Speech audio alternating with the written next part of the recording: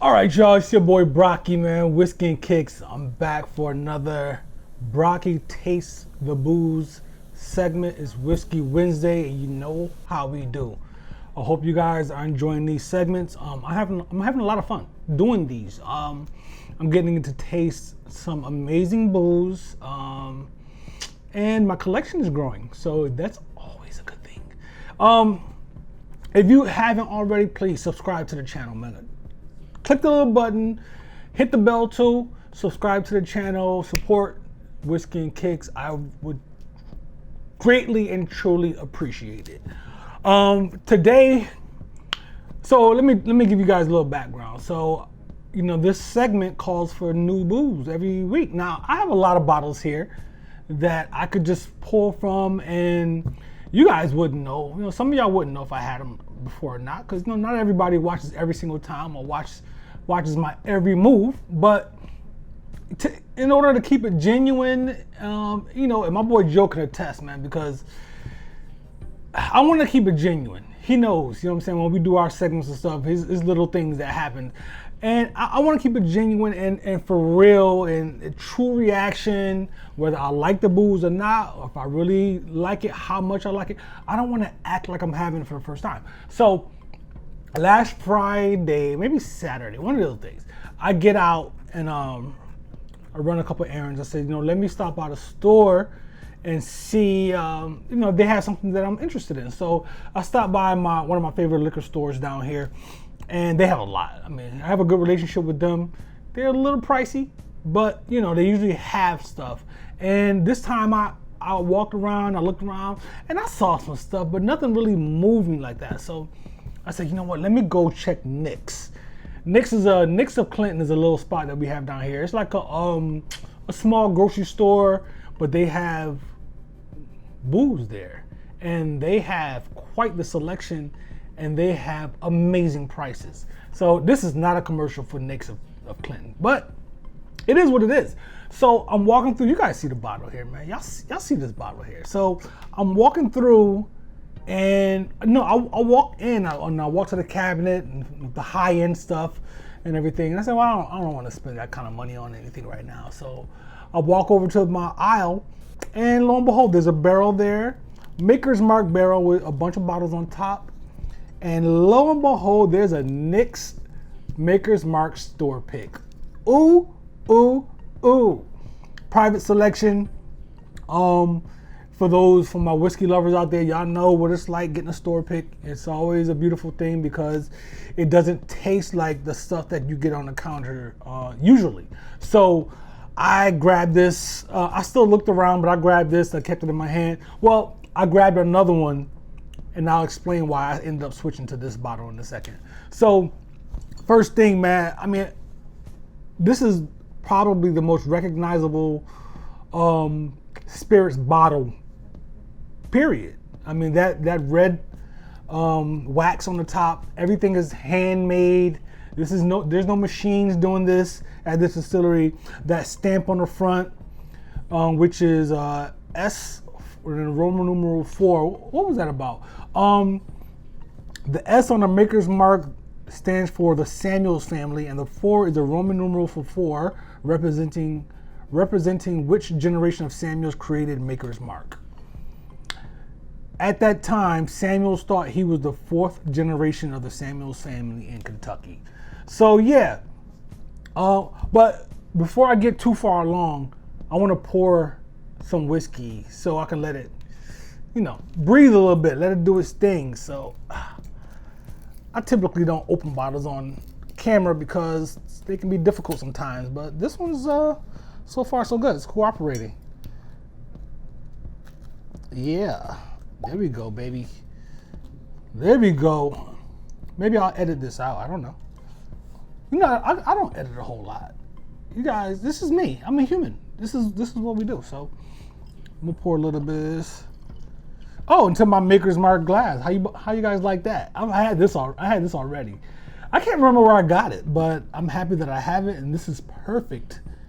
It's my first time using it, and yeah, this is the perfect time. So look, we're gonna let that sit there for a little bit and relax and get the air in there and let that settle down. So Maker's Mark Private Selection, Nick's number 6, the stave profile. So this, let me hit my notes up, and we're gonna talk about this thing. So Maker's Mark Private Selection. When Makers started looking at doing a barrel selection program, they immediately ruled out the traditional system of having a buyer visit their distillery to taste several barrels and buy the one they enjoyed the most. Instead, they opted to put together a program that allowed buyers to build their own unique barrel of bourbon. So that's what this is about. This bottle comes from a barrel that had 10 selected staves with different flavors each stave. And so mine, we'll read a little bit about what mine is all about.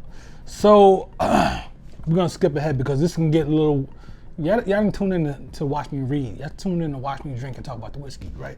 But I have to explain this because it's pretty intricate. So they have these 5 flavors, these 5 stave selections that's gonna give you flavors. The first one is Baked American Pure, and there's a 1 next to that, so that's 1 stave. The second is Seared French Cuvée. There's 0 on that for this one. Maker's Mark 46, that's another Maker's Mark product. The 46, there's 4 staves from that. Roasted French Mocha, there's 0 from that.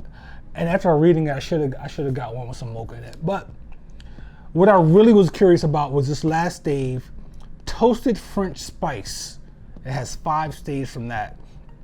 111.9 proof, bottled March 2020, just a few months ago. So let me read a little bit about the staves to give you guys an idea of what this might be like. Baked American Pure 2, P squared. This is the only private select bourbon made with a stave from American oak, which is called Baked American Pure 2, or P squared for short. The P squared stave was designed to make the cast strength finish even more forward on the palate and produce intense oak, vanilla, and sweet notes.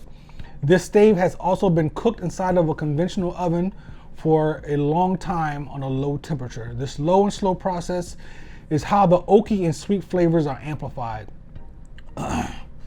Okay, let's skip down to the next one.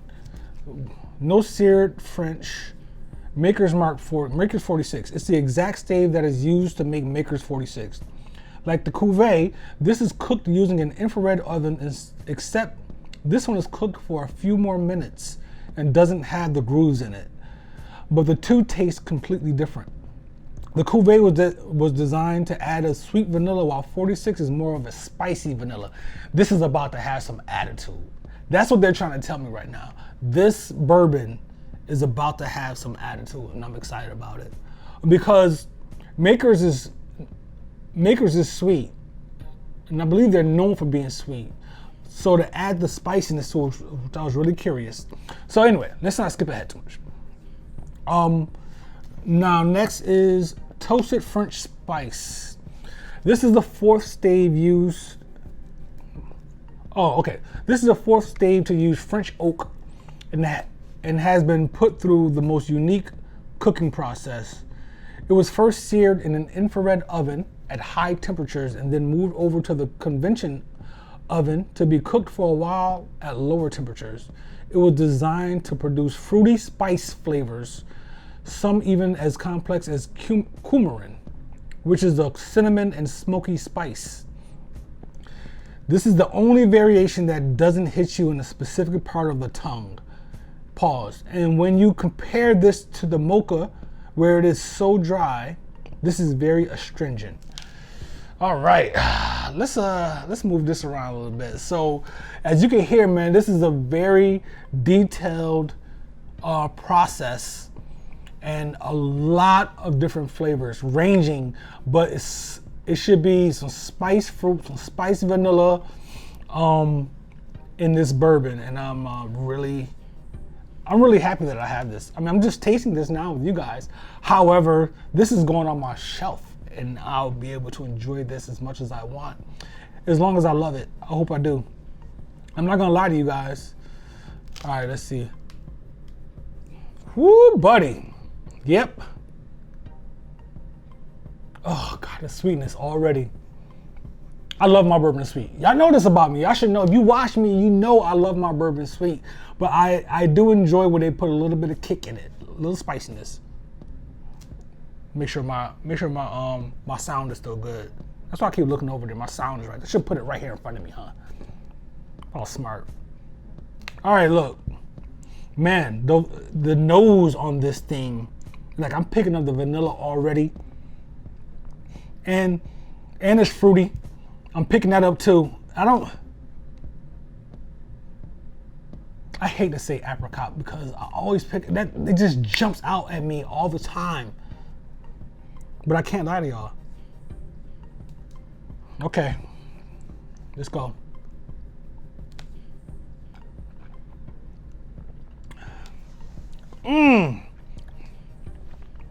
Man. Whew. That is nice, man. It has some heat to it. The vanilla is so rich. I mean, it's just lingering around. The fruitiness, you get the fruitiness, but for me, the fruitiness leaves and the vanilla sticks around. And I'm very happy about that. This is a doozy. This one right here. This one is a doozy. It's 111 proof, which is high proof, yes, but I've had 122, 130. I've had high proof whiskey before, and that proof manifests itself in different ways depending on the whiskey that you have. This 111.9 proof is not unpleasant at all, but it shows up, which is crazy because you get so much sweetness, you get so much spiciness also, and you get that kick.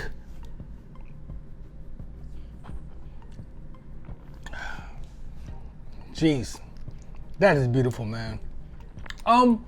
Look, excuse me. I know we like the brands. We like to go for those brands. Makers is a huge brand, one of the biggest. But we overlook Makers a lot of times, looking for those other names. Makers put out quality juice. Do not sleep on Maker's Mark. Quality juice. And if you can get a private, a store pick, even better, or a private barrel that, maybe Jack Rose. Let me put 2 drops of water in there real quick while I'm running my mouth. If you can pick up a private selection, even better. Even better. This stuff is fantastic, man. I'm very excited about this. And I just found out yesterday that they have some other store picks over there. I need to go check to see if it's still there.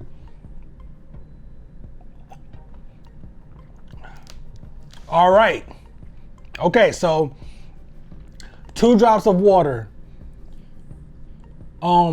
It took away a lot of the kick that I was talking about.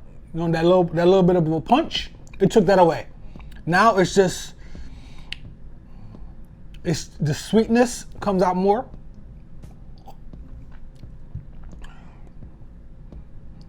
Let me not speak too soon. It's still there a little bit. It did mellow it out a little bit though. This is beautiful, man. I can't identify the fruit in this. I did pick up some apricot, but my palate is just like, I picked that up in certain whiskeys. So it's almost like cheating saying that, but it is what it is. Of course, the oakiness, what I'm saying? Their wood is why we love whiskey. But the sweetness, it's not overly sweet. Not like, you're going to get some cinnamon whiskey somewhere to take shots with your friends. Not that. This is a natural sweetness. The vanilla just shows up on the nose, on my palate, and on the end. It just lingers around for the entire experience. I really want you guys to try this, or come sip with Brocky, and I'll let you have some of mine. yeah, man, Brocky Taste the Booze, man. I'm excited about this. I'm happy. We keep these short though. I'm not gonna keep you out here for long. So, again, if you go visit the distillery in Kentucky, tell them Brocky from Whiskey and Kicks sent you. I don't know if that's gonna get you anything, but tell them any damn way. And holla at me, man. Visit whiskeyandkicks.com. Merch, you know what I'm saying? Got the sneaker apparel out there. I got some nice shirts. I got the apron. The apron is back in stock now. That Whiskey and Kicks apron is super dope.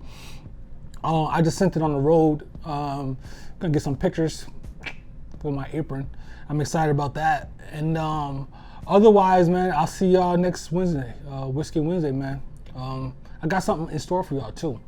Already working on that, so and tune in, man, to everything else, man. I appreciate y'all support, and I appreciate you tuning into this, and cheers to y'all, man. Y'all be good.